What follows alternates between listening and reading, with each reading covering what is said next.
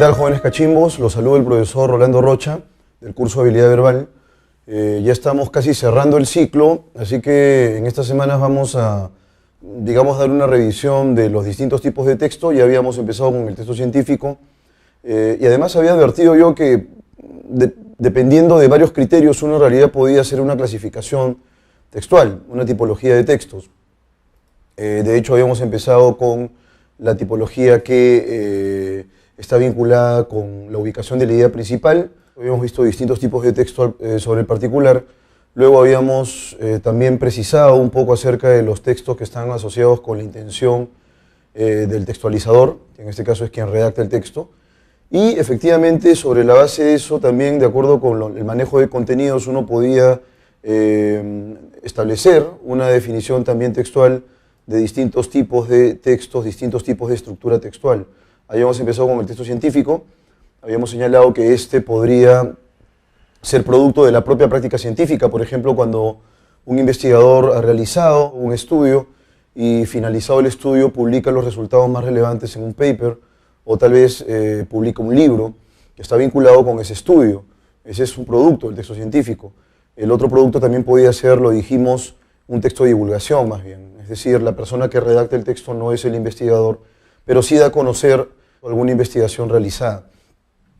Ahora lo que tenemos que ver es el texto filosófico. De alguna manera podemos establecer un paralelo entre filosofía y ciencia en algún sentido.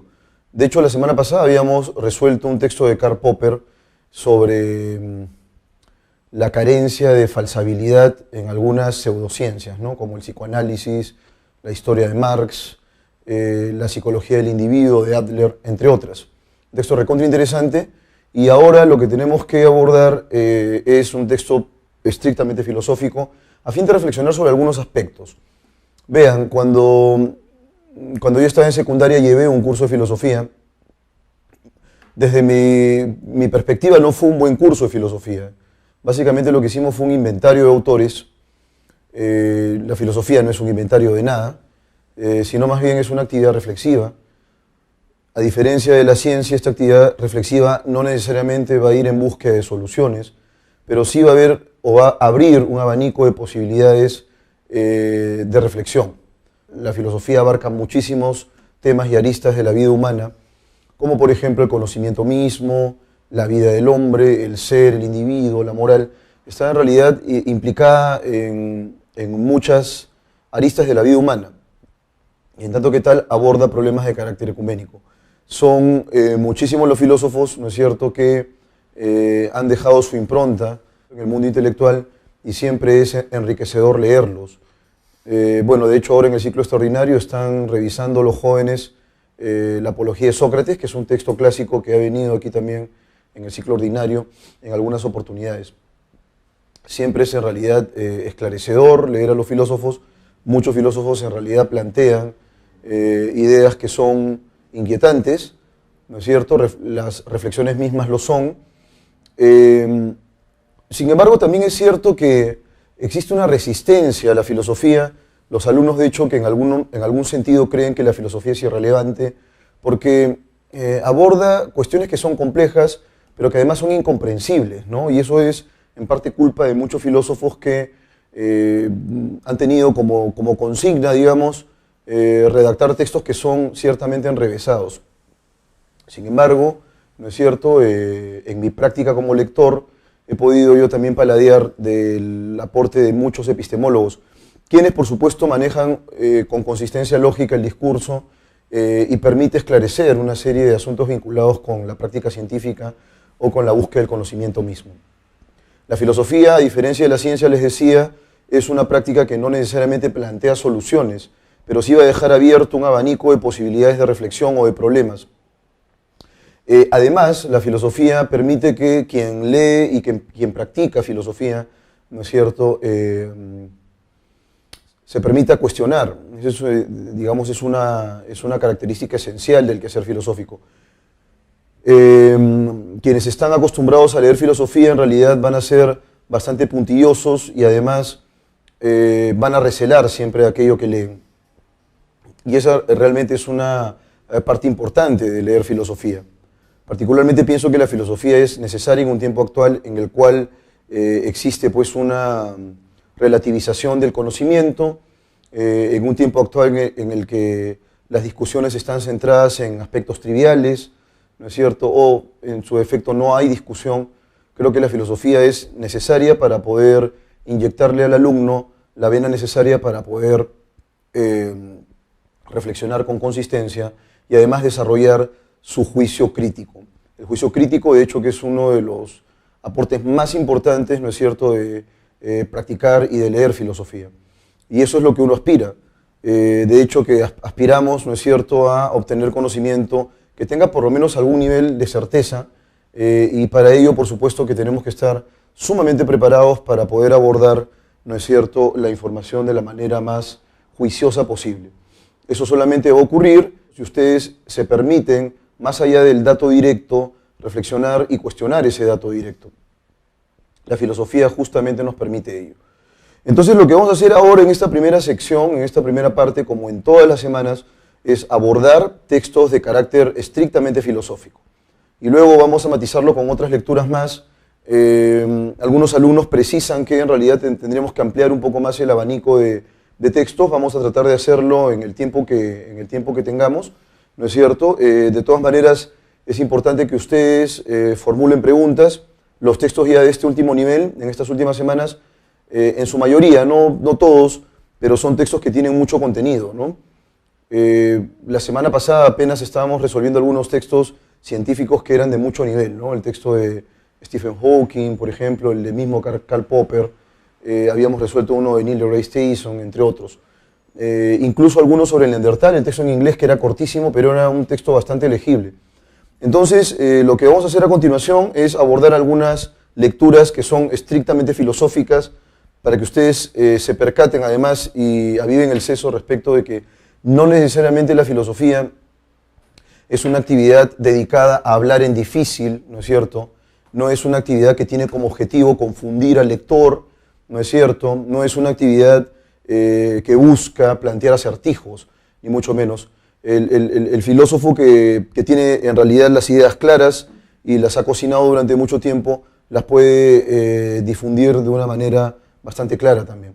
En realidad yo particularmente pienso que en el ámbito del conocimiento, las personas que explican los aspectos complejos, ¿no es cierto?, de los diversos fenómenos que nosotros evidenciamos o no, la explicación simple, la explicación sencilla, la explicación clara, está vinculada con un conocimiento profundo acerca de un tema. Y efectivamente hay muchos filósofos que han llegado a ese estadio de comprensión, de tal forma que la transmisión de su saber lo hacen de la forma más llana posible. Vamos a enfrascarnos entonces en la lectura de estos textos a fin de más o menos ver cuáles son los aspectos más esenciales del quehacer filosófico. Bueno, aquí tenemos algunos datos, ¿no es cierto? Tenemos algunos datos acerca de la filosofía en rigor. Pero, a ver, ¿qué se busca con la inclusión del tema, el texto filosófico en la Pre-San Marcos, ¿no? ¿Qué es lo que se busca? ¿Vamos a enseñar filosofía? No, ni siquiera esto es un curso introductorio. Pero al menos vamos a enterarnos un poco, si se quiere, este puede ser un reactivo interesante para la labor posterior del alumno. En más de un caso, los jóvenes que ingresen a San Marcos van a llevar por ahí algún curso de metodología de la investigación, probablemente algún curso de epistemología, algún curso de lógica, y es necesario manejar las herramientas filosóficas correspondientes. Entonces eso es importante. De manera que lo que yo les diría a ustedes, jóvenes cachimbos, es que en efecto, posiblemente tus gustos lectores sean otros, ¿estamos de acuerdo? Pero es menester, jóvenes cachimbos, que ustedes se permitan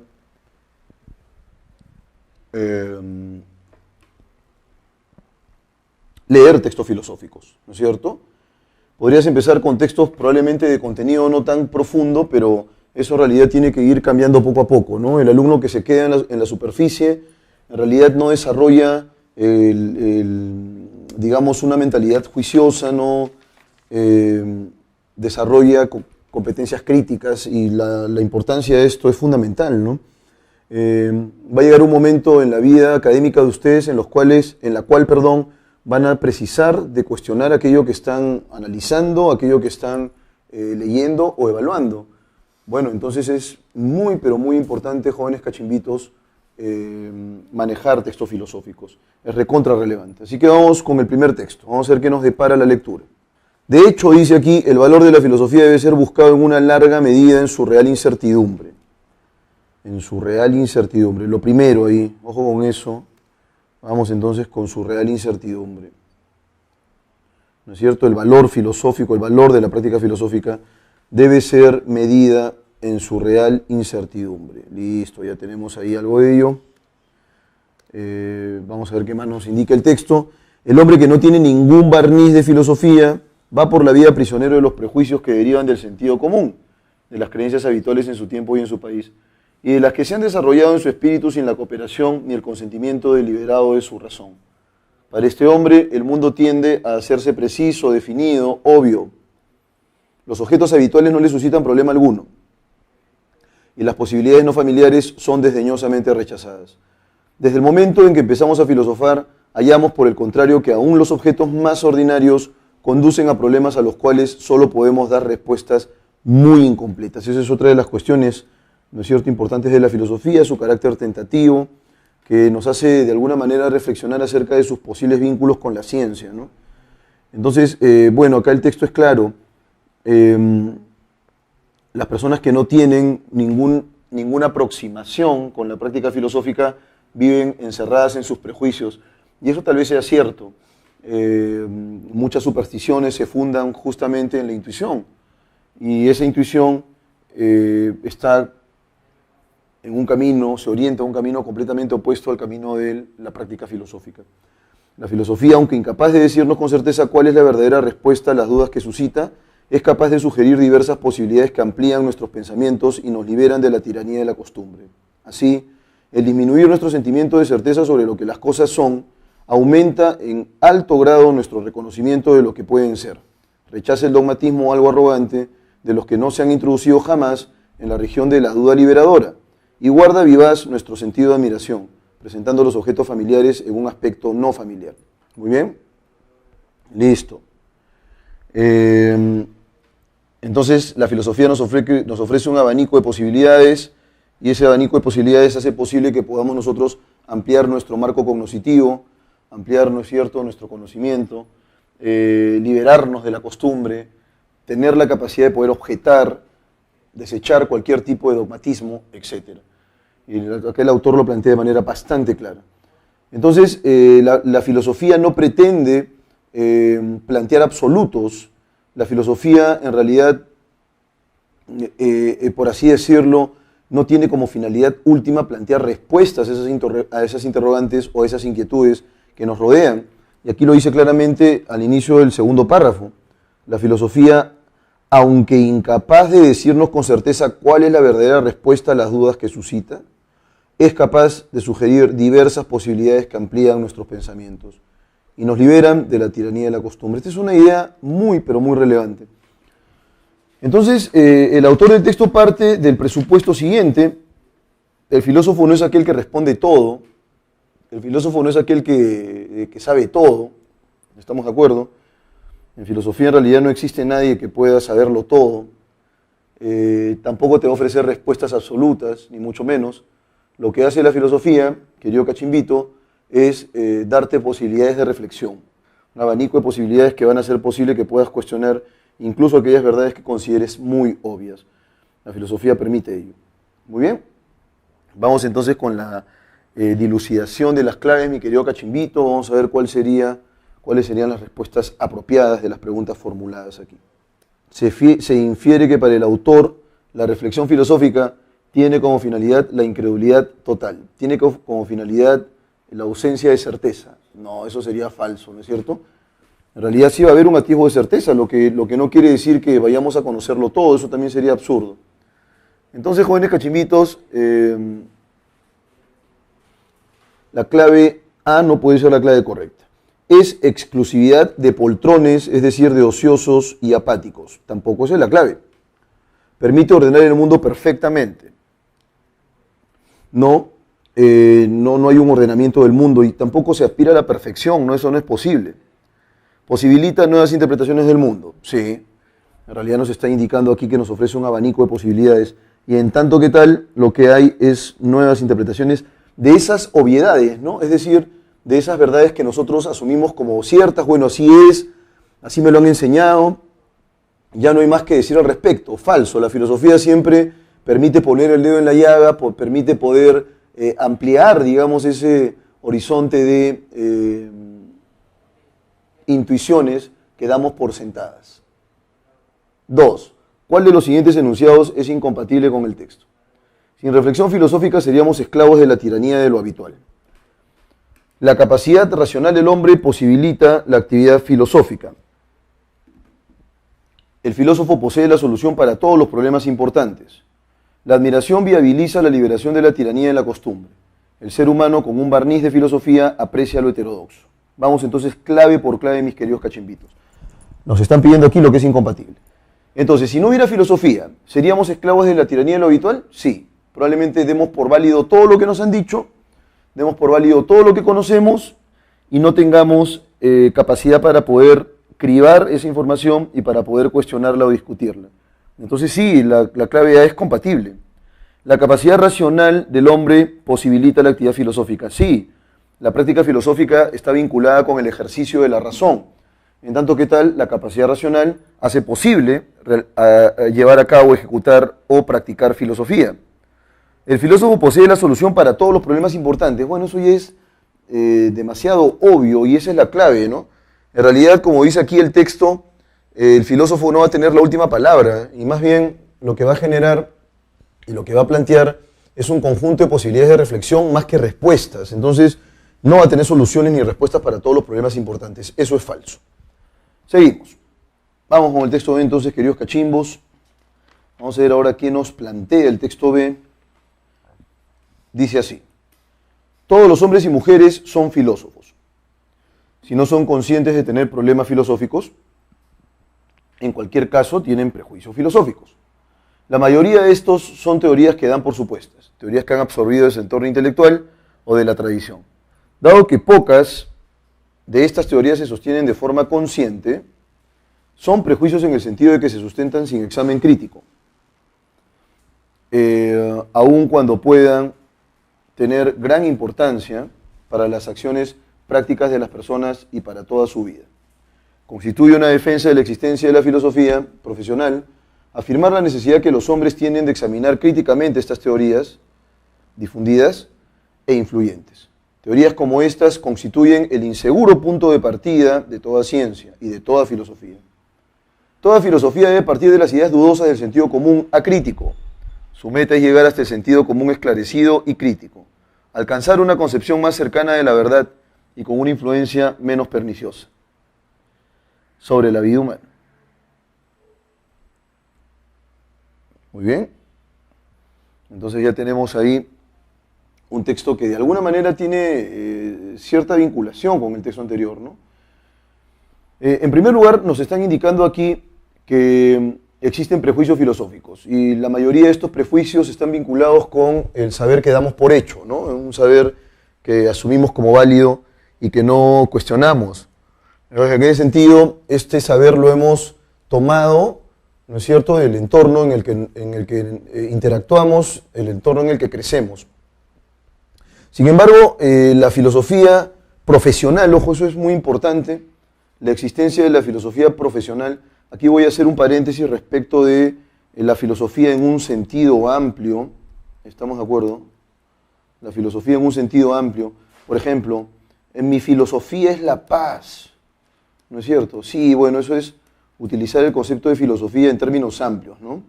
Mi filosofía es la paz. Sí, pero aquí no se refiere a la filosofía en sentido estricto.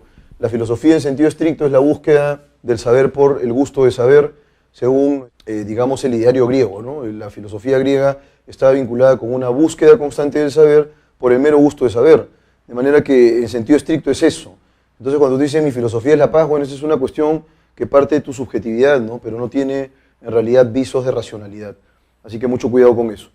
Y dice aquí la necesidad que los hombres tienen de examinar críticamente estas teorías difundidas e influyentes. Teorías como estas constituyen el inseguro punto de partida de toda ciencia y de toda filosofía, lo cual es completamente cierto, ¿no? Se supone que el cuestionamiento parte, en primer lugar, de la evaluación de este prejuicio, de esta intuición, y a partir de esa evaluación es que se puede impugnar este conocimiento generalizado, pero que además no ha sido cribado por la reflexión. Podemos discutir sus debilidades y finalmente llegar a la conclusión de que es un conocimiento poco sofisticado, ¿no? La filosofía justamente permite eso, alcanzar una concepción más cercana de la verdad, dice aquí, y con una influencia menos nociva sobre la vida humana. Probablemente aquí se refiere a la religión o algún otro, debe tener algún otro sentido más bien de carácter dogmático, ¿no? Incluso hay teorías filosóficas, queridos cachimbos, como cuerpo de conocimientos que pueden generar, ¿no es cierto?, cierto dogmatismo en las personas. Eso es lo que tenemos entonces. Muy bien, vamos entonces ahora con el texto, o las preguntas, perdón, de este texto. Podemos deducir que según el autor, para los filósofos, A, resultan fundamentales la crítica y la búsqueda de la verdad. Eso es correcto, ¿eh? El sentido común para los filósofos y la investigación científica son incompatibles. ¿Estamos de acuerdo? El sentido común e investigación científica están divorciados, dice acá. Bueno, vamos a verlo. Los prejuicios del sentido común son enteramente insondables, es decir, no se pueden saber, no se pueden indagar, no se pueden analizar, eso es insondable, que no se puede saber o averiguar, que no se puede saber o averiguar. Esa sería la clave correcta. Es imposible teorizar y reflexionar sobre la condición humana. Eso es imposible, es decir, sobre el ser mismo, sobre la naturaleza del hombre, es imposible reflexionar. Eso sí sería abiertamente falso, ¿no? Y en el último caso, la reflexión epistemológica carece de utilidad, pero eso es falso también, ¿no? La epistemología en realidad tiene muchísima relevancia en lo que concierne a la práctica científica, de hecho. Muy bien, entonces, bueno, vamos con la C. Los prejuicios del sentido común son enteramente insondables, no se puede saber regular. Falso.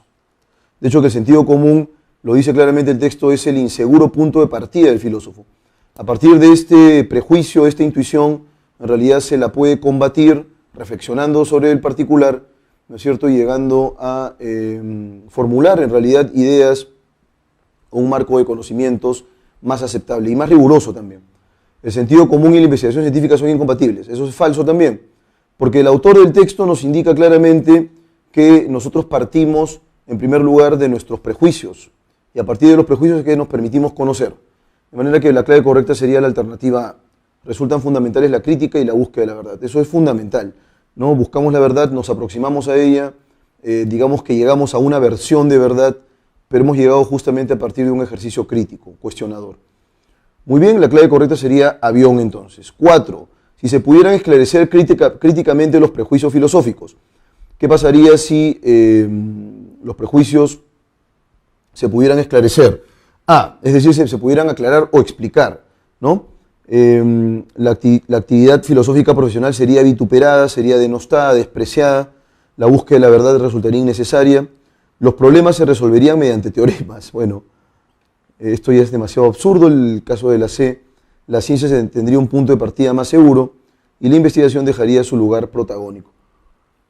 Si los prejuicios filosóficos pudieran esclarecerse rápidamente, entonces la ciencia o el cuerpo científico, el cuerpo de conocimientos científicos, sería en realidad, queridos cachimbitos, mucho más estable, porque tendríamos en realidad una base sobre la cual partir, pero sería pues una base más sólida, ¿no?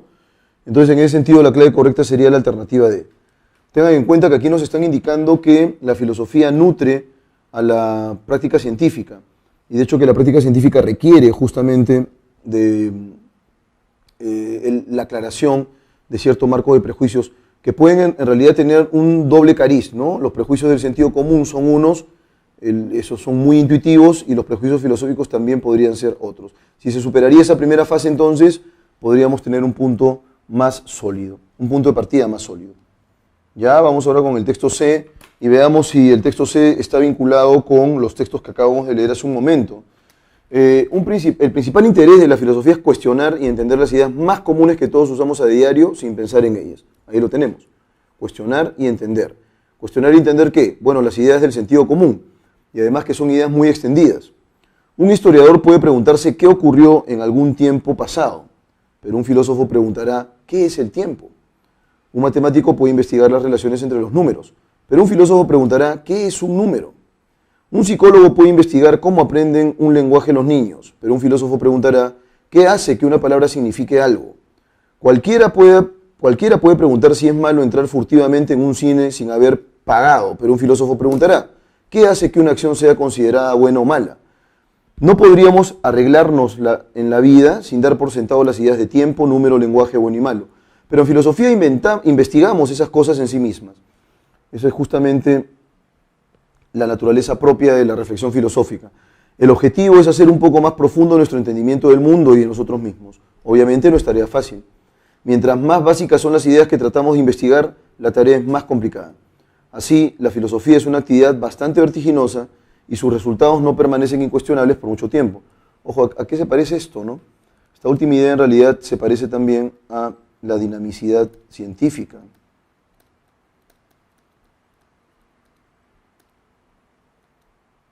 Bueno, sí, por supuesto, lo que nosotros tenemos aquí en efecto es que las ideas filosóficas pueden variar. Ciertos filósofos reflexionan acerca del marco de conocimientos previo y lo cuestionan para plantear, ¿no es cierto?, una nueva corriente filosófica. Eso es algo normal, el conocimiento en realidad no es inmutable, el conocimiento va a ir variando, se va a ir afinando, y esto sobre la base de la discusión. De manera que es perfectamente válido lo que el autor nos plantea. En primer lugar, la filosofía lo que nos permite, ¿no es cierto?, es ir al fondo de ciertos referentes, cierto estado de cosas, y no dar por sentadas simplemente verdades, sino reflexionarlas de manera nítida y arribar pues, a explicaciones que sean razonables. O, en todo caso, darnos algunos visos de problemáticas que podamos abordar desde el punto de vista racional. Eso también puede ocurrir. Entonces, el filósofo no se va a preguntar, pues, cómo aprenden el lenguaje los niños, sino que se preguntará qué hace que una palabra signifique algo, por ejemplo. ¿Estamos de acuerdo? Tampoco pues va a preguntarse qué ocurrió o qué ocurrirá en el futuro, sino que es el tiempo, que es una cuestión muchísimo más compleja y que además permite establecer un marco nocional, un marco de nociones bastante sólido. Vamos entonces con la pregunta número 1.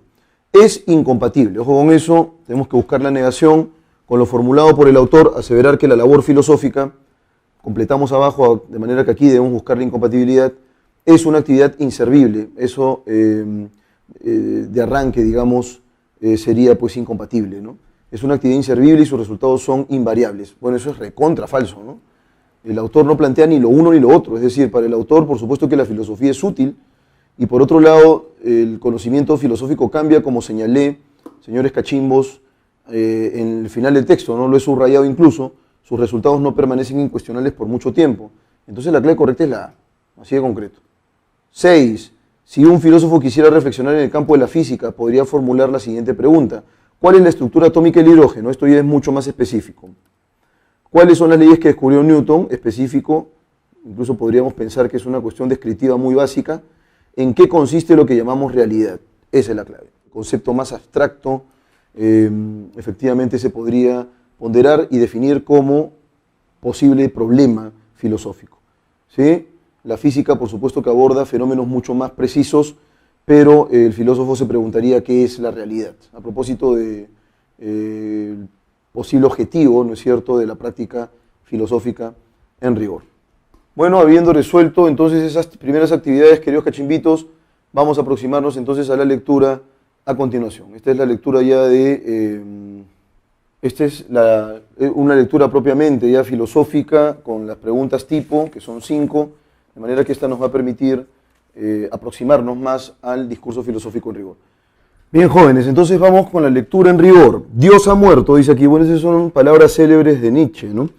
Para quienes no entienden, digamos, esta idea, ese Dios ha muerto, en primer lugar, no está vinculado con el hecho de que exista pues, una entidad material que llamemos Dios, ni mucho menos. Digamos que son palabras más o menos agoreras y muy imaginativas de Nietzsche, para referirnos que existe pues un periodo de decadencia moral, ¿no? vinculada en rigor con la religión. Entonces, este Dios ha muerto, pues, marca, digamos, un punto de inicio de lo que va a ser toda una historia de cuestionamientos, justamente a propósito de la práctica científica de saberes ya establecidos. Estas son las palabras más famosas que escribió el filósofo alemán Friedrich Nietzsche, dice acá, 1844-1900. Pero, ¿cómo pudo suceder eso? Se suponía que era inmortal. Los seres inmortales no mueren, dice aquí, viven para siempre. En cierto modo, sin embargo, esa es la cuestión. Por eso la muerte de Dios nos resulta tan extraña. Pretende serlo. Nietzsche estaba jugando deliberadamente con la idea de que Dios no puede morir. No estaba diciendo literalmente que Dios hubiera estado vivo y luego dejara de estarlo, sino que creer en Dios había dejado de ser razonable. Eso es lo que justamente estamos precisando, ¿no? En su libro El Gai Saber o la Gaia Ciencia, del 8-2-1882, Nietzsche puso la frase Dios ha muerto en boca de un personaje que sostiene una linterna y busca a Dios en todas partes sin encontrarlo, Zaratustra en este caso. Los lugareños piensan que está loco. Si Dios ha muerto, ¿qué hay a continuación? Sin Dios carecemos de base moral. Nuestras ideas sobre lo que es correcto e incorrecto y el bien y el mal tienen sentido en un mundo con Dios. No lo tienen sin Él. Si quitas a Dios, eliminas la posibilidad de contar con unas directrices claras sobre cómo debemos vivir y qué cosas valorar. Es un mensaje duro y no el que la mayoría de los contemporáneos de Nietzsche quería oír. Él creía necesario ir más allá de toda moral, o por utilizar el título de uno de sus libros, Más allá del bien y del mal. Para Nietzsche, la muerte de Dios habría nuevas posibilidades para la humanidad y estas eran a la vez aterradoras y estimulantes. Lo aterrador era que ya no había red de seguridad, ninguna regla sobre cómo la gente tenía que vivir o comportarse. Antaño la religión había aportado un significado y un límite moral a las acciones, de alguna manera funcionaba como un regulador. La ausencia de Dios, sin embargo, suponía eliminar todos los límites y hacía que cualquier cosa fuera posible. Lo estimulante, al menos desde la perspectiva nietzscheana, era que ahora los individuos podían crear sus propios valores. Desarrollando su propio estilo de vida, podían convertir sus vidas en el equivalente a obras de arte. Así, los valores que su cultura había heredado del cristianismo, como la compasión, la amabilidad y la consideración por los intereses de otras personas, podían ser puestos en entredicho. Bueno, lo tenemos de manera bastante clara, creo yo. No se trata pues de que Dios no exista más, sino de que estas creencias han caído en descrédito en cierta medida y lo que Nietzsche busca es de alguna manera plantear una nueva escala de valores, ¿no? Vean ustedes que los valores que nos mueven a nosotros, estos valores que nosotros seguimos en cierta medida y que condicionan incluso nuestra conducta, ¿no? Podrían ser, asumiendo esta idea, ¿no es cierto?, del desgaste de las ideas religiosas como un impulso para poder crear una nueva escala de valores. Y es ahí que justamente él establece el conflicto entre la moral del esclavo y la moral, ¿no es cierto?, del señor, del amo, en este caso de la persona dominante. Bueno, entonces vamos ahora rápidamente con las preguntas de opción múltiple. Bien, vamos entonces con la pregunta número 1. Esencialmente el autor relieva que la muerte de Dios resulta provocadora porque ¿qué cosa implica la muerte de Dios? Implica en primer lugar que nuestra escala de valores, esta escala de valores que en cierta medida pues, ha regulado incluso nuestros comportamientos, se permita entrar en cuestión. Y el cuestionamiento, por supuesto, que va a permitirnos además poder plantear nuevas posibilidades de nuestra vida más allá de la moral cristiana, ¿no?, que es la moral que se está objetando aquí. En tal sentido resulta provocadora justamente porque además de cuestionar, hace posible que podamos ampliar nuestra escala de valores y que nuestra vida no esté sujetada o encorsetada, ¿no es cierto?, esos valores tradicionales, religiosos en rigor. Entonces vamos a buscar la razón. Alternativa A afirma que toda la humanidad ha caído en la extrema locura. Esa en realidad es una respuesta obviamente inaceptable. Cuestiona la base moral heredada a través de la religión, sí, pero además de cuestionarla también hace posible que podamos plantear una nueva escala de valores. Los religiosos dicen que finalmente el que murió fue Nietzsche, no tiene mucho sentido eso, y además se refiere básicamente a esa muerte simbólica de estos valores que ya pues han entrado en una etapa de decadencia, ¿no?, y que se tienen que cambiar. Lo que Nietzsche más o menos intenta decir es eso, ¿no?, que tiene que haber un cambio. en rigor. En el texto el término duro connota un mensaje sumamente conciso, propio de un terco, difícil de tolerar, muy risible, carente de racionalidad. Muy bien, entonces en el caso concreto que nos acompaña, es en realidad difícil que una persona que sustenta su vida en Dios quiera escuchar este mensaje, ¿no? Entonces resulta duro. Es a lo que se refiere Nietzsche. Lo que intenta decirnos es que las personas que sujetan su vida y que además consideran que la justificación de su vida y de sus actos giran en torno de Dios, por supuesto que van a estar en contra de una afirmación tal. ¿Estamos de acuerdo?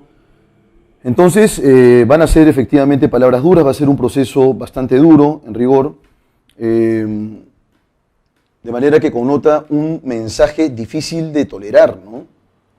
Es como si el mundo se quedara sin sustento, es como si te quedaras sin piso, ¿no? Oye, pero yo en realidad he invertido todas mis fuerzas y mi creencia en esto que llamamos Dios, entonces ¿cómo me vas a decir que Dios ha muerto? Entonces la clave sería la C, efectivamente, es difícil de tolerar. Se colige que la supuesta locura del personaje que advierte la muerte de Dios se relaciona con la enfermedad mental propia de los de la tercera edad, un antepasado de origen judío de Friedrich Nietzsche, la preocupación por el exterminio de toda la humanidad, lo extravagante que resulta pensar distinto a la mayoría, y la conducta inmoral de algunos supuestos ascetas. Un asceta es un ermitaño, ¿no? Una persona que vive alejada del mundo, un eremita. ¿Estamos de acuerdo? Entonces, la supuesta locura de este personaje que advierte la muerte de Dios es que, claro, cuando tú, por ejemplo, planteas una idea nueva, una idea que resulta revolucionaria y novedosa, lo más probable es que lo que experimente sea el rechazo de la gente, ¿no? Porque la gente está bastante cómoda con las verdades que maneja.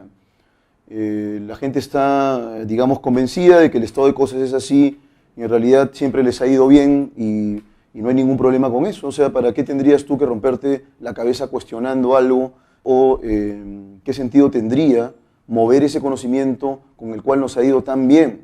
Entonces de pronto vienes tú con una idea nueva y todos, oye, este está loco, olvídate, ¿cómo vas a plantear eso?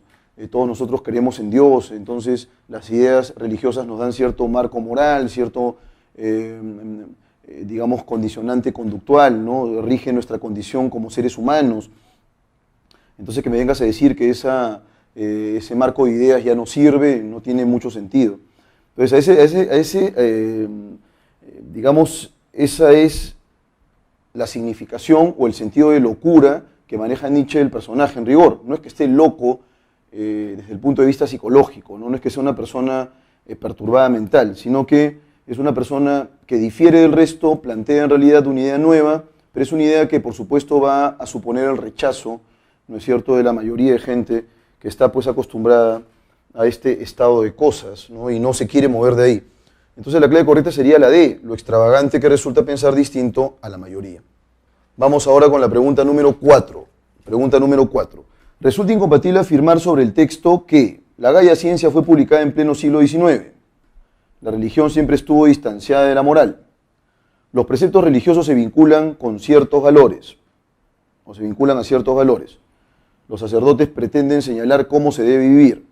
La mayoría de coetáneos de Nietzsche creía en Dios. Muy bien. ¿La Gaia Ciencia fue publicada en pleno siglo XIX? Sí, aquí nos están hablando del año 1882, de manera que eso es compatible. ¿La religión siempre estuvo distanciada de la moral? No, en realidad la religión siempre estuvo vinculada con la moral. ¿Estamos de acuerdo? Pero en algún momento de la historia, esta vinculación, esta conexión con lo moral se rompió. Y lo que Nietzsche está justamente planteando es que esa degradación moral ya no asociada con la religión implica una decadencia de la religión. Y es en ese sentido que considera que la religión pues ya no sirve de alguna manera para poder marcar nuestras pautas éticas. Ese es el asunto, ¿no? Entonces, ¿siempre estuvo distanciada de la moral? No. De hecho que la religión tiene consecuencias con la manera como te comportas incluso, ¿no? Amar a tu prójimo es una enseñanza moral. Entonces, la clave correcta es la B. El distanciamiento moral, o el distanciamiento con la moral, o el distanciamiento de la moral es justamente lo que Nietzsche cuestiona y considera, repito eso porque es importante, que la religión ha entrado en un estado de decadencia, ¿no? La clave correcta es la B. Pregunta número 5. Si Nietzsche planteara que solo es posible cambiar de red de seguridad pero no eliminarla, si Nietzsche planteara que solo es posible cambiar de red de seguridad pero no eliminarla, entonces sería improbable crear valores propios, ¿no? Básicamente tendríamos que asumir otra red de seguridad, ¿estamos de acuerdo? Básicamente cambiarla un poquito, afinarla un poco, pero ya no habría manera de poder rechazarla, ¿no es cierto? Entonces simplemente se hace un ajuste nada más. La clave correcta sería la A. Sería improbable crear valores propios. Muy bien, jóvenes cachimbitos. Vamos ahora con la lectura en inglés. ¿Estamos de acuerdo? Vamos entonces con la lectura en inglés rápidamente. El texto nos señala lo siguiente. A study by researchers. Researcher puede ser investigación, ¿no es cierto? Un estudio. Research, perdón, es investigación. Researcher es investigador. ¿Estamos de acuerdo? Entonces se refiere a la gente. Entonces aquí tenemos en la primera frase un estudio realizado por investigadores. ¿De dónde? At the University of Houston, de la Universidad de Houston, found that the average absence, ¿no es cierto? La palabra found, vamos a colocar aquí, es el participio pasado. Participio pasado de to find, ¿no? El verbo to find, que es encontrar. Vamos a colocar entonces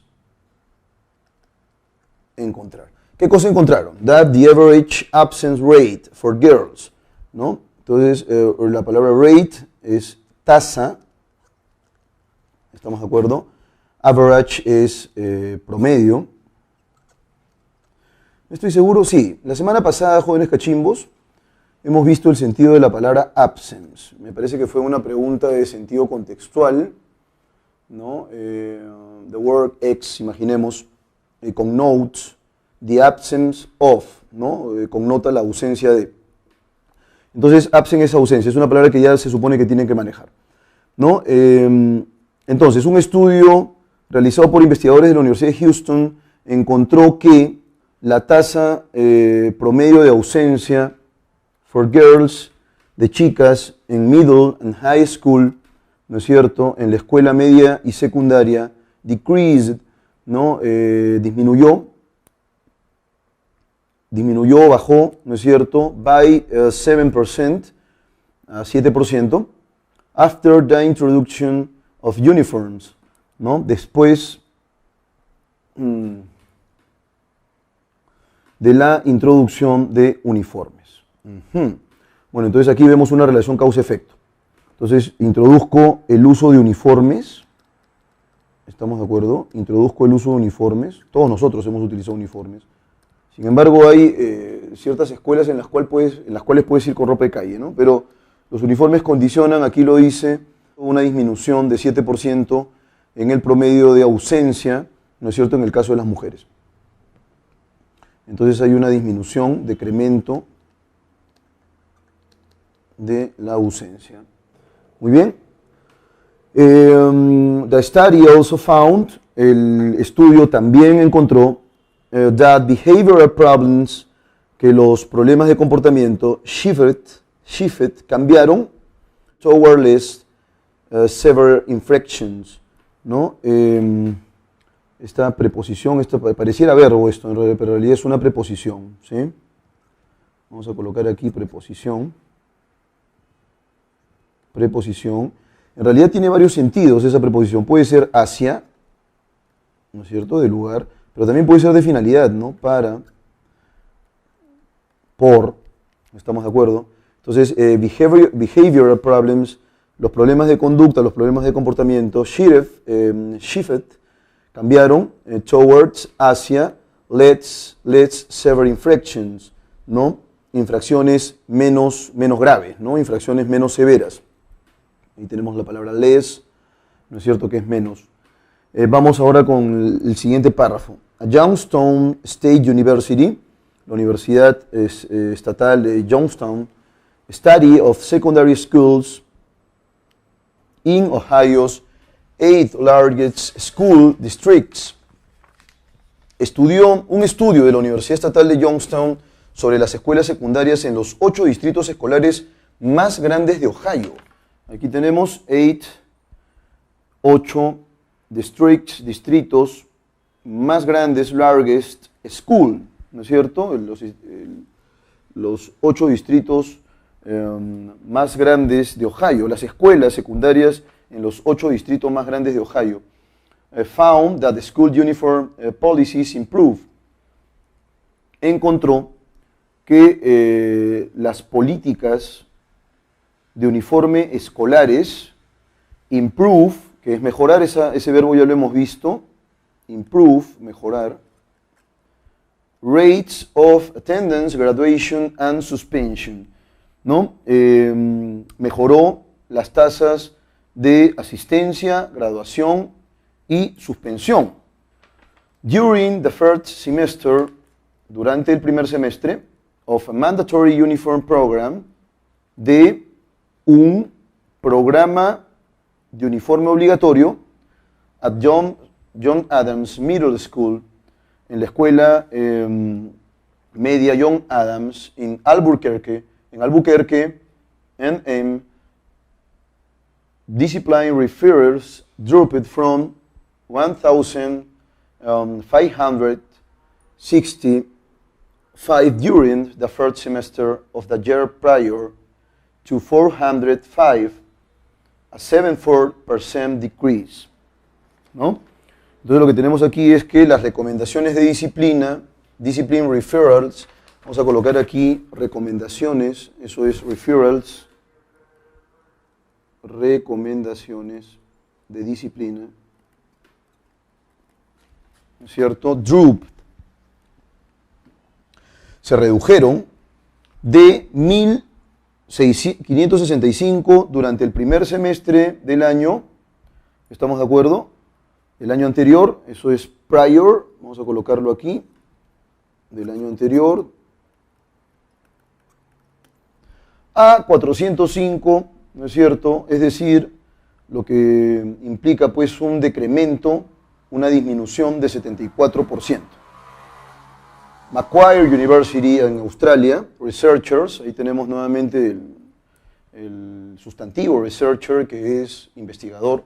Los investigadores de la Universidad Macquarie en Australia encontraron that in school across the world, que en las escuelas de todo el mundo, where uniform policies are enforced,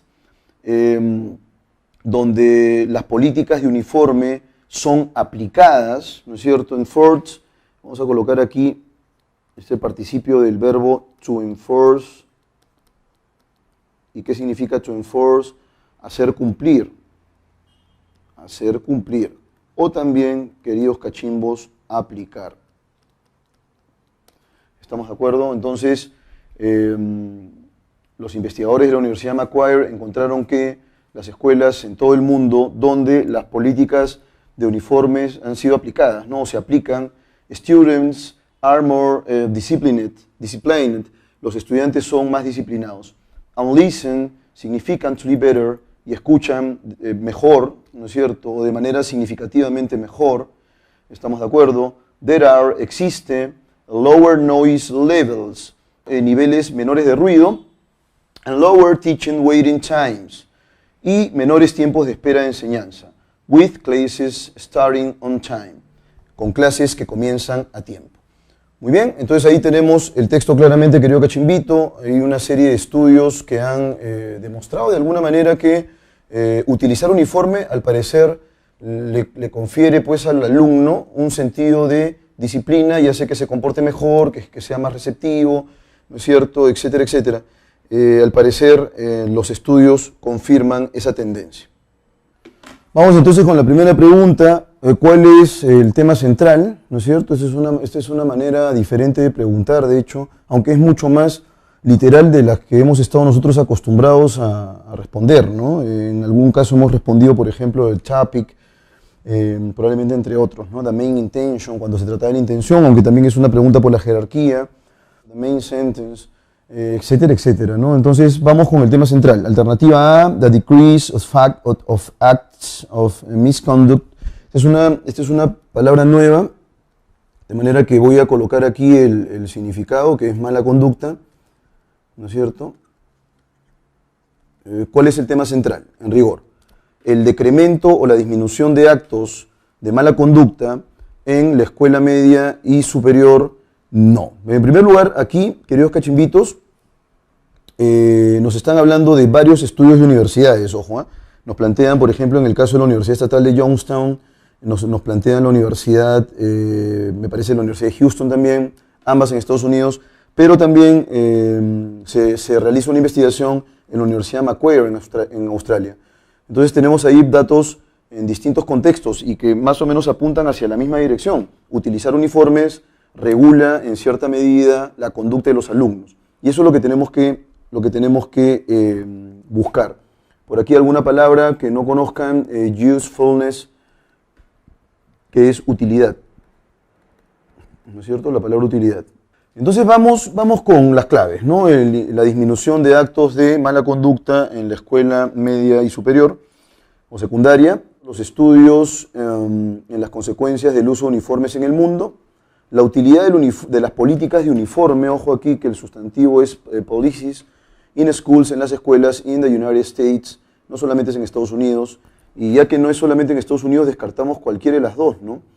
Policies on the use of uniforms in schools in the United States, ¿no es cierto? Las políticas en el uso de uniformes en las escuelas en los Estados Unidos. Y finalmente los beneficios, alternativa E, of the use of uniforms in the schools across the world. Y esa es la clave, ¿no es cierto? Los beneficios del uso de uniformes en escuelas del mundo, ¿no? La clave correcta es E. Vamos ahora entonces con la pregunta número 2. The contextual antonym of the word dropped is. ¿Cuál sería entonces el antónimo de drop? Por aquí nos están diciendo que drop, ¿no es cierto?, es disminuir, es bajar. ¿Estamos de acuerdo? Me parece que tengo por aquí algún otro sentido. Sí, a ver, mucho cuidado con eso, ¿eh? El sentido literal de este verbo, tengan mucho cuidado con eso, es caer. ¿No es cierto? Ese sería el sentido literal. Caer, soltar, abandonar. ¿No? Ahí mucho cuidado con ello. Caer, soltar, abandonar. Esos serían los sentidos literales. Pero el sentido menos frecuente de esta palabra, que es la que estamos encontrando aquí, es disminuyó, ¿no? Digamos como en pasado. Así es como se está utilizando en el contexto textual. ¿Y cuál sería entonces el antónimo de disminuir? Probablemente aquí podamos encontrar algún sinónimo, por ejemplo, decrease o reduce. Entonces, que ambos en realidad están vinculados con la disminución, ¿no es cierto? Por acá tenemos la palabra climb, que podría jalar un poco, ¿eh? Y climb es subir, ¿estamos de acuerdo? Puede ser también escalar, ¿sí? Puede ser trepar. En ese sentido se utiliza, ¿no? Es como una subida en términos físicos, ¿sí? Y la palabra strengthen, ¿sí?, es fortalecer, fortalecer.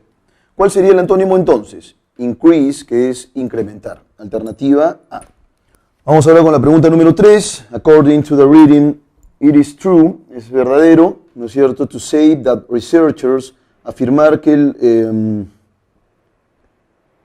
the research, ¿no? Las investigaciones carry out, cuidado con este verbo de aquí, esta es toda una forma verbal, ¿estamos de acuerdo? Esta es toda una forma verbal, que proviene de,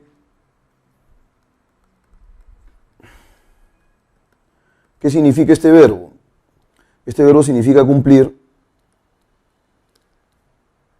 este verbo significa realizar. Listo. Entonces, aquí digamos que tendríamos que plantearlo en participio, ¿no? It is true, es verdadero, to say, afirmar, that research, ¿no es cierto? Carry out, las investigaciones cumplidas by the University of Houston, por la Universidad de Houston, were applied in male students, fue aplicada en estudiantes hombres, ¿no es cierto?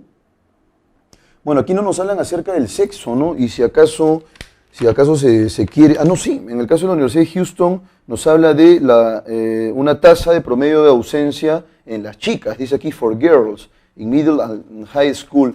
decreased, o sea, disminuyó. Entonces sí, efectivamente, eso sería falso, ¿no es cierto? Nos están pidiendo lo que es concordante con la lectura. Vamos ahora con la pregunta o la alternativa B. Were conducted on all the students of the 9 Laureate School District in Ohio. Fueron realizadas en todos los estudiantes de 9 escuelas del distrito de Ohio. Eso tampoco es verdadero, eso es falso. Aquí nos están hablando, nos dicen aquí 8 Laureate School Districts, en 8 escuelas. Entonces, esa no puede ser la clave. Aquí nos están poniendo una más, es decir, 9. Has shown that the use of uniforms improve behavior in high school. Ha mostrado, tengan en cuenta por favor esta palabra to shown, vamos a colocarlo aquí. Este es el participio pasado del verbo, voy a colocar aquí participio pasado del verbo to show, que es mostrar. Muy bien, y entonces has shown ha mostrado that the use of uniforms, que el uso de uniformes, improve.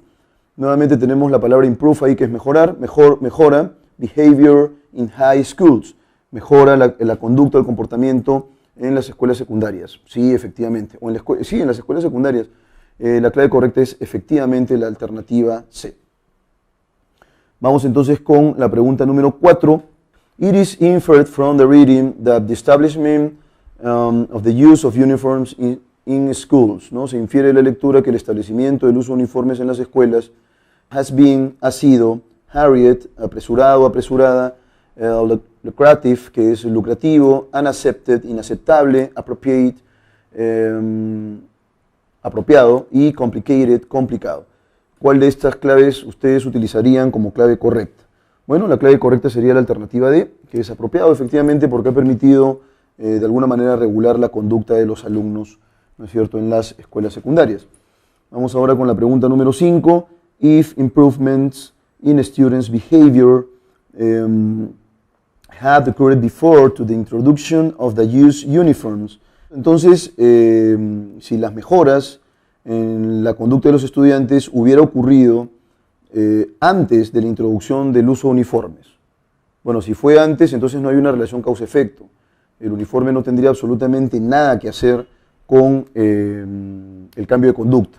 Y entonces la clave correcta sería la alternativa B, the effects of the use of school uniforms, los efectos del uso de uniformes escolares, could not be, podría no ser determinante. ¿No es cierto? La clave correcta sería la alternativa B. Muy bien, este es un texto bastante sencillo. Ahí, por favor, vayan. Voy a colocar de todas maneras aquí algunas palabritas, apresurada. La palabra widespread. Me parece que hemos visto nosotros. Vean ustedes, a veces en inglés hay derivaciones que son interesantes, ¿no? El verbo to spread, por ejemplo, no estoy seguro si lo hemos visto este ciclo, me parece que sí, que es extender. Parece que lo hemos visto en el texto de las plantas, ¿sí?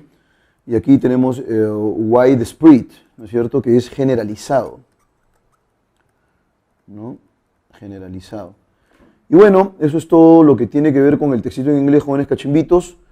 Bien, jóvenes, entonces hemos cerrado el texto filosófico. Los textos en inglés definitivamente no han sido filosóficos, pero sí están vinculados un poco con la divulgación científica, ¿no? Cómo los estudios permiten incluso la consecución de resultados asociados con, ¿no es cierto?, la conducta humana. Es una cuestión importante. En realidad yo estaba completamente al margen de cualquier investigación que supusiera que el uso de uniformes mejoraba la conducta, ¿no? Yo más bien pensaba que podría ocurrir todo lo contrario, pero ahí justamente el marco de intuiciones podría jugarnos malas pasadas.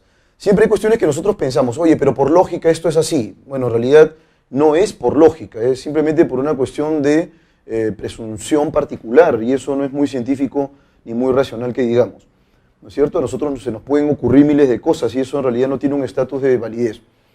Entonces el texto filosófico, queridos cachimbos, nos permite en primer lugar desarrollar un pensamiento crítico, abordar, ¿no es cierto?, nuestra propia vida incluso de una manera un poco más racional, sopesar posibilidades, es en realidad parte de la impronta del trabajo filosófico, así que es recontra importante entrenarnos un poco sobre el particular. Ese texto de Nietzsche ha estado muy bueno, sobre Nietzsche, perdón, ha estado muy bueno, de alguna manera nos hace ver cómo el conocimiento que nosotros podemos asumir como obvio puede ser recusado más adelante o refutado más adelante.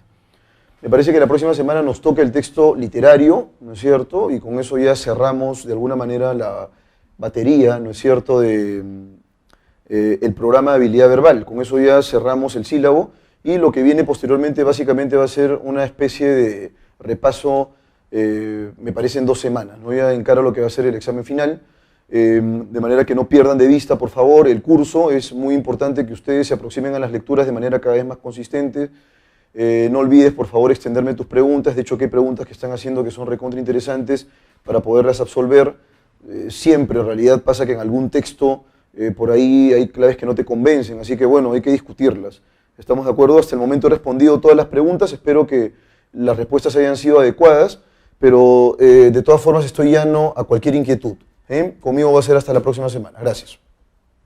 Vamos entonces con el texto mixto, jóvenes cachimbos, texto número 1 de la sección B.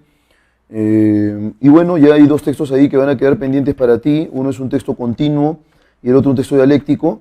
¿Estamos de acuerdo? Pero bueno, es para que los trabajes en casa. Siempre es bueno que ustedes puedan trabajar esas lecturas de manera particular, más allá de la explicación que yo les pueda dar, porque eso va a permitirles incrementar un poquito más su nivel de concentración también. Yo quizás les pueda dar algunas pistas adicionales que ustedes no manejan en el momento, porque por supuesto este material yo lo leo previamente, pero siempre es bueno que ustedes aviven el seso y se dediquen a la lectura de manera particular ya. Las claves ya están ahí y entonces es simplemente cuestión de confrontar. Pero igual, siempre hay claves que por ahí, ¿no es cierto?, uno no está completamente de acuerdo con esta. Es en realidad bastante saludable discutirlas. Dice aquí, ningún otro país ha sufrido más que Argentina el aumento de los aranceles del aluminio y del acero impuesto recientemente por Estados Unidos. La tasa inflacionaria que actualmente presenta ha alarmado a los analistas internacionales. Entre el pasado miércoles y este lunes, el valor del dólar en el país sudamericano aumentó casi 9% y llegó al simbólico valor de 30 pesos por dólar, el punto más alto en décadas. Aunque puede verse como un detonante, el aumento de aranceles no es la única variable que explica este nuevo desplome del peso. Desde mayo, la moneda argentina viene cayendo debido a variables como el hecho de que las tasas de interés, se han mantenido altas en Estados Unidos. Pero el contexto internacional desfavorable agarró a Argentina. Esa es una palabra muy poco académica, ¿no? No estoy seguro, ahí en realidad tendremos que cambiarla por otra. Pero, a ver, el contexto internacional desfavorable entonces agarró a Argentina, dice aquí, en un momento de particular fragilidad, cuando su economía se encontraba históricamente vulnerable y desequilibrada. Desde 2015, el gobierno de Mauricio Macri, un ex empresario de centro derecha, ha estado intentando detener la inflación, reactivar el crecimiento y reducir el déficit fiscal con una estrategia de corte liberal. Tras años de no emitir deuda en los mercados internacionales, Argentina saldó cuentas y volvió a recibir préstamos de inversionistas extranjeros. Esto aumentó la llegada de capitales por un tiempo, pero hizo al país más vulnerable ante los vaivenes mundiales. Ahora que los mercados se han cerrado para el país, el gobierno se quedó corto de financiamiento y tuvo que acudir al Fondo Monetario Internacional para recibir un préstamo de hasta 50.000 millones. La medida, polémica en un país de malas experiencias con el organismo internacional, no evitó que el peso siguiera su desplome ni aumentó la confianza de los inversionistas. Bueno, y aquí tenemos la variación anual de la tasa de inflación en abril de 2018 en países seleccionados. Tenemos por aquí, ¿no es cierto?, Venezuela. Miren ustedes esa tasa de inflación que es un escándalo, ¿no? La tasa de inflación de 13.860 puntos porcentuales, esa es una cuestión, pero realmente bárbara. Y bueno, tenemos por aquí Sudán del Sur, 104.1%, Argentina, tenemos 22,7%, Irán 12,1%, Turquía 11,4%, la India, Rusia, Estados Unidos, España y Japón, que están en la cola de la tabla con 1,1%, ¿no? Esa es la variación anual de la tasa de inflación en abril de 2018. Bueno, efectivamente, esto nos da por ahí alguna pista de la lamentable situación económica que está atravesando Venezuela. Bien, entonces este es un texto mixto, les decía, jóvenes cachimbos, y tenemos entonces aquí la imagen, ¿no? Variación anual de la tasa de inflación en abril de 2018 en países seleccionados. Vean ustedes la tasa de inflación venezolana, ¿no? Este tremendo fideo negro indica pues una tasa de inflación de 13.860%. En realidad es una tasa de inflación monstruosa.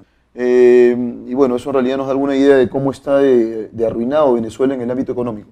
Y Japón es uno de los países, digamos, con una menor tasa de inflación, apenas 1,1%. Y bueno, hay algunos países de la región, tenemos por aquí Argentina, por ejemplo, es un país de los sudamericanos que tiene pues una alta tasa de inflación anual. A propósito de Venezuela, que es el primero que encabeza a nivel mundial esta lista. Bueno, felizmente para nuestra alegría no está Perú, ¿no? Pero siempre aparecemos o bien al final cuando es negativo, o bien al inicio también cuando es negativo, ¿no? ¿Cuál es la idea principal del texto, jóvenes cachimbos?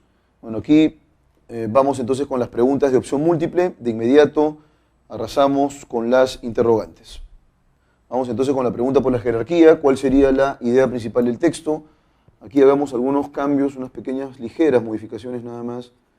En realidad debió colocar aquí todo con mayúscula. Voy a colocar acá la con mayúscula. Argentina ha logrado atraer a más inversionistas gracias al préstamo del FMI, el Fondo Monetario Internacional. Bueno, tiene que ver en realidad con la crisis, en rigor, que ha ocurrido en Argentina. Pues ha habido pues una tasa inflacionaria inusual, ¿no es cierto?, para el caso argentino en particular.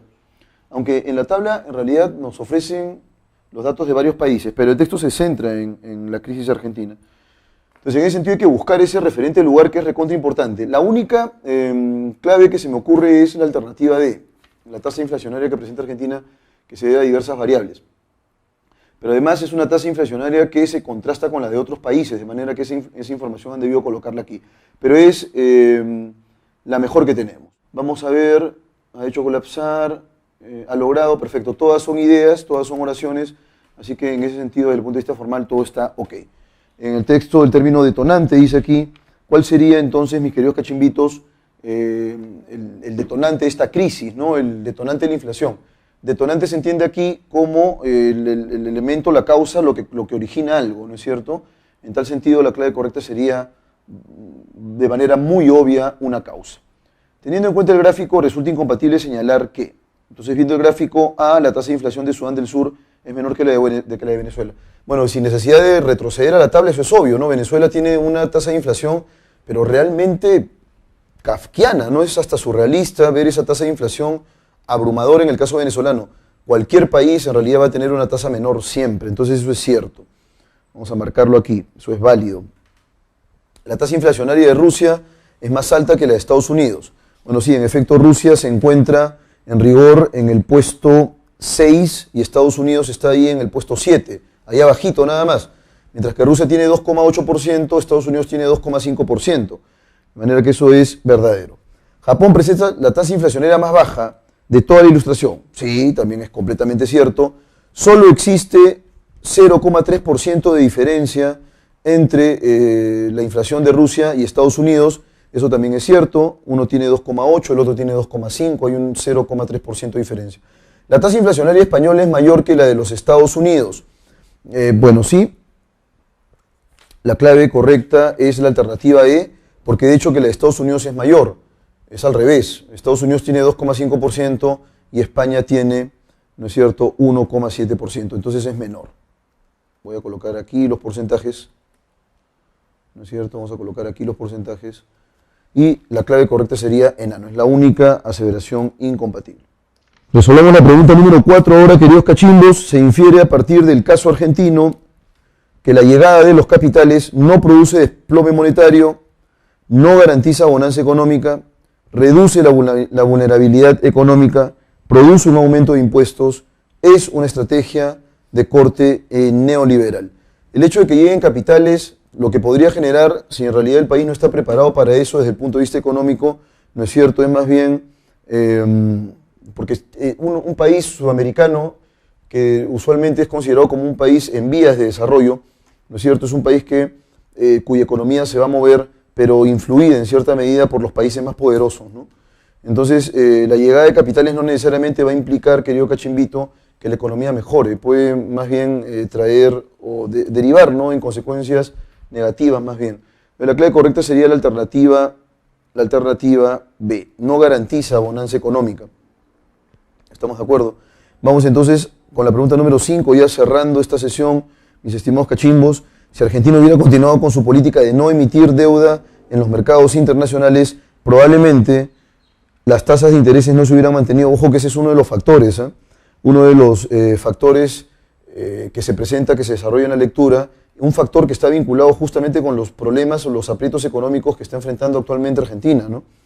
Entonces, alternativa A, las tasas de intereses no se hubieran mantenido elevadas en los Estados Unidos, y a veces es una respuesta tonta, ¿no? Yo ya les he dicho que cuando tú cambias, defines consecuencias en un referente, pensemos Perú, a no ser que en el texto te ofrezcan alguna vinculación entre Perú y Chile, por ejemplo, y lo que pasa en Perú afecta a Chile, no tenemos por qué razón extrapolar de manera tan absurda lo que ocurre en Argentina, que además es un país del tercer mundo, con lo que ocurre en los Estados Unidos, ¿no? Entonces, la clave es absurda. Argentina hubiera solicitado urgida un préstamo de 50.000 millones al FMI. Eso ocurrió, eso está como dato objetivo, así que esa tampoco puede ser la clave. Estados Unidos hubiera desestimado elevar los aranceles al aluminio y el acero. Lo que tenemos que buscar siempre es una consecuencia vinculada con el referente del lugar, que en este caso es la nación argentina. La sólida economía argentina, esa podría ser eventualmente, no se hubiera encontrado vulnerable, todo lo contrario, se hubiera encontrado vulnerable más bien, esto sería incompatible. Y la clave correcta, no se hubiera encontrado vulnerable, ¿no es cierto?, y desnivelada.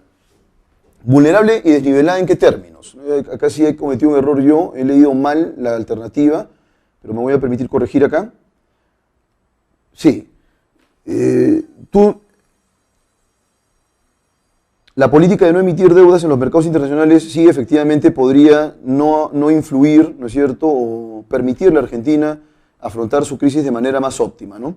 Entonces aquí la clave dice, la sólida economía argentina no se hubiera encontrado vulnerable. Sí, eso es recontra cierto, pero ahora eso se tiene que completar. ¿Vulnerable en qué términos?